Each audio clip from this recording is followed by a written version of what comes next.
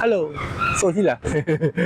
ဖလင်တိုင်းနီးပြီးတော့ကျွန်တော်မေးကြည့်တာပါဘာလို့ဆိုဖလင်တိုင်းနီးပြီးတော့တင်လဲနောက်လာ14ရက်ဆိုရင်ပေါ့နော်ဟိုကလန်ကျွန်တော်ဒီမှာရောက်တဲ့ဟာလေးရနိုင်တဲ့ဟာလေးပြပြီဘလို့ဒီလိုပေါက်လေးတွေရမယ်ပေါ့နော်ဒါဆိုရင်ဒီဗာလဲဒူဘိုင်ချောကလက်ရမယ်ဒူဘိုင်ချောကလက်ပါတယ်အယုတ်ပါတယ်အောက်မှာယူရီးယားချောကလက်အတဲပါတယ်နောက်ပြီးဒီပန်းပါတယ်ဒီတစ်ခါဒီနှစ်ကျတော့ကျွန်တော်ဒီတရုတ်ကဟိုဟာတွေ